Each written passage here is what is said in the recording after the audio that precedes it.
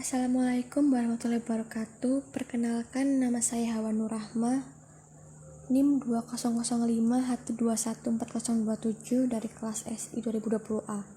Di sini akan menjelaskan mengenai priority scheduling. Jadi, hampir semua sumber daya komputer dijadwalkan sebelum digunakan. Salah satu sumber daya utama sistem komputer adalah CPU, sehingga pusat rancangan sistem operasi akan berpatokan pada penjadwalan di CPU. Dalam penjadwalan, proses yang belum mendapatkan jatah alokasi dari CPU akan mengantri di ready queue. Dalam situasi ini, sangatlah diperlukan algoritma untuk mengatur giliran atau aliran proses-proses tersebut. Terdapat beberapa algoritma untuk mengatur hal tersebut. Dalam hal ini, salah satunya yang akan kita bahas yaitu algoritma priority scheduling, atau dalam bahasa Indonesianya penjadwalan prioritas. Jadi di sini kita akan membahas yang pertama yaitu pengertian dan karakteristik, yang kedua algoritma penjadwalan prioritas dan penentuan prioritas, dan yang ketiga kelebihan dan kekurangan, dan yang terakhir contoh, perhitungan, dan juga contoh dalam kehidupan sehari-hari. Yang pertama akan kita bahas yaitu pengertian. Jadi pengertian priority scheduling ini merupakan algoritma penjadwalan yang mendahulukan proses yang memiliki prioritas tertinggi. Setiap proses memiliki prioritasnya masing-masing. Karakteristik yang pertama ada time limit, yang kedua ada memory requirement, yang ketiga ada access file, yang keempat ada perbandingan antara I/O burst dengan CPU burst, dan yang terakhir ada tingkat kepentingan proses. Setelah itu kita akan membahas mengenai algoritma penjadwalan prioritas. Jadi setiap proses itu akan mempunyai prioritas atau bilangan integer. Beberapa sistem menggunakan integer dengan urutan kecil untuk proses dengan prioritas rendah, dan sistem lain juga bisa menggunakan integer urutan kecil untuk proses dengan prioritas tinggi. Tapi dalam teks ini diasumsikan bahwa integer kecil merupakan prioritas tertinggi. Dan yang kedua ada CPU diberikan ke proses dengan prioritas tertinggi, yang mana tadi integer paling kecil merupakan prioritas tertinggi.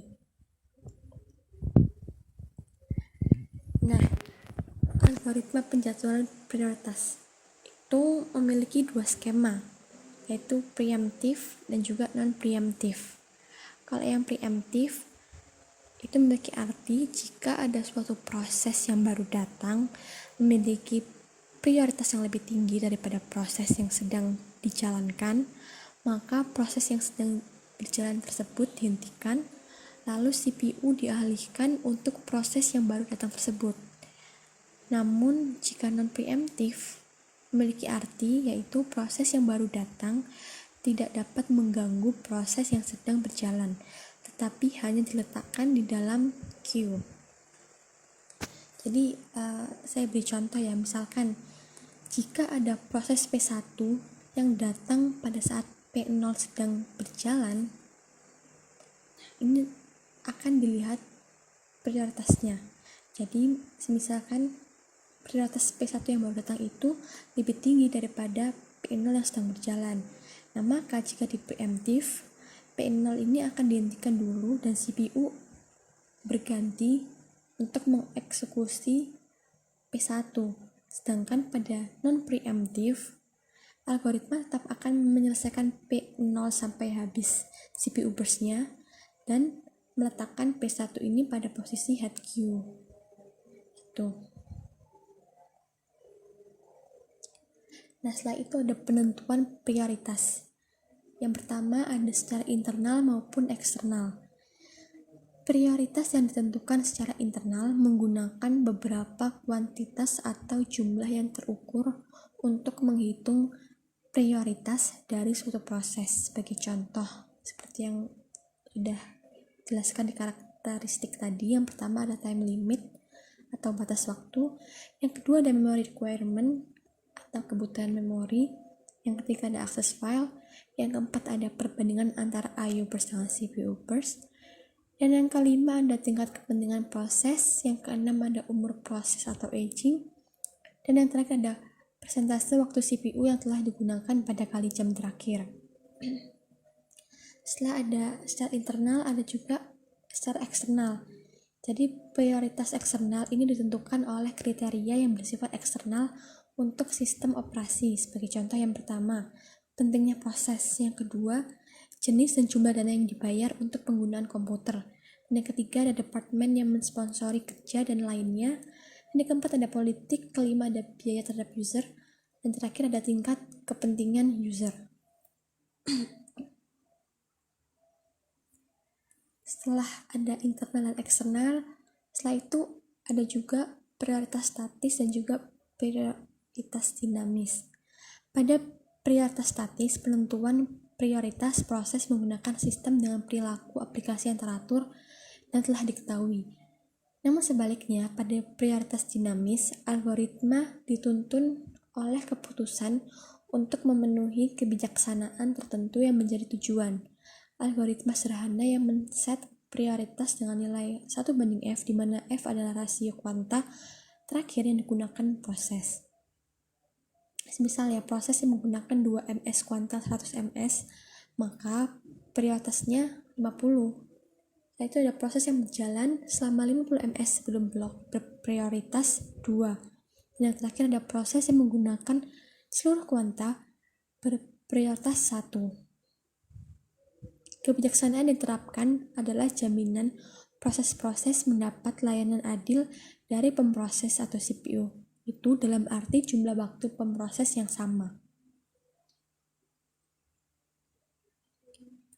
Kelebihan dan kekurangan dari priority scheduling. Yang pertama itu kita membahas kelebihannya. Jadi keunggulan priority scheduling ini biasanya memenuhi kebijaksanaan yang ingin mencapai maksimasi suatu kriteria diterapkan.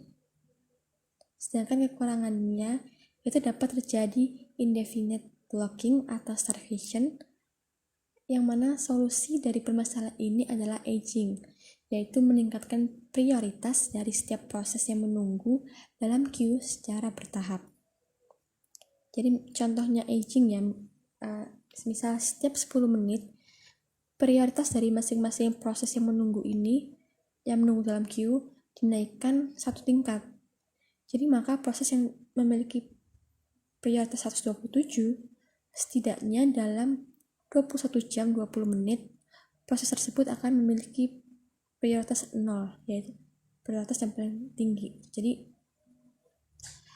ini memungkinkan prioritas yang paling rendah pun akan memiliki gilirannya untuk eksekusi, jadi nggak terus-terusan disela sama prioritas yang lebih tinggi. Nah, untuk mencegah proses dengan prioritas tertinggi berjalan tanpa batas, dapat digunakan clock interrupt untuk menurunkan prioritasnya sehingga proses yang lain dapat berjalan. Nah, setelah ini kita akan membahas mengenai contoh dari priority scheduling.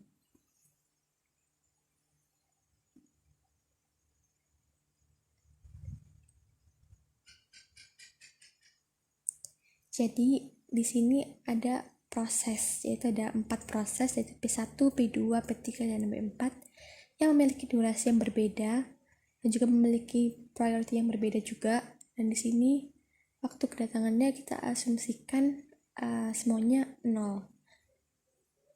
Nah, seperti yang sudah kita bahas tadi, prioritas suatu proses itu dilihat dari tingkat priority-nya. Yang paling tinggi itulah yang akan dieksekusi terlebih dahulu. Jadi di tabel ini priority yang paling tinggi itu merupakan proses yang memiliki integer paling kecil.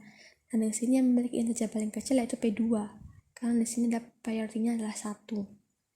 Jadi yang akan diproses terlebih dahulu yaitu P2, setelah itu P4 dengan priority-nya 2, Setelah itu ada P3 dengan priority-nya 3, dan juga ada yang terakhir P1 dengan priority-nya 4.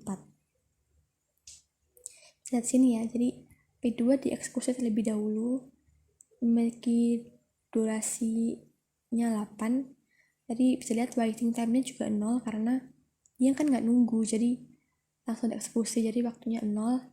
Setelah itu ada P4 dengan durasi 3, jadi dia waiting time-nya 8. 8 ini dari durasi dia nunggu P2 selesai dieksekusi. Setelah itu ada P3. P3 ini dengan durasi 7, dia waiting time-nya 11 karena dia nunggu dulu nih P2 sampai 4 selesai dieksekusi, jadi 8 tambah 3 itu 11. Lalu yang terakhir ada P1 dengan durasinya 6, memiliki waiting time-nya 18. Dari penjumlahan durasinya P2 8 ditambah durasinya P4 3 ditambah durasinya P3 7, yaitu 18. Yang bisa kita ambil rata-rata waktu tunggunya yaitu 0 tambah 8 tambah 11 tambah 18 dibagi 4, yaitu 9,25. Ini waktu rata-rata nunggunya. Setelah itu ada contoh yang kedua. Di sini ada 5 proses dengan durasi yang berbeda dan priority yang berbeda juga. Itu bisa dilihat ya, seperti yang sudah tadi dijelaskan. Di sini berarti yang dieksekusi terlebih dahulu adalah P2 karena memiliki priority-nya 1. Jadi dia yang paling diprioritaskan. Jadi P2 akan dieksekusi terlebih dahulu. Setelah itu P5 dengan priority-nya 2. Setelah itu P1 dengan priority-nya 3. Setelah itu P3 dengan priority-nya 4. Dan yang terakhir adalah P4 dengan priority-nya 5. Bisa lihat di sini. Jadi P2 dieksekusi terlebih dahulu. Waiting time-nya berapa? Waiting time-nya berarti 0 karena dia nggak nunggu.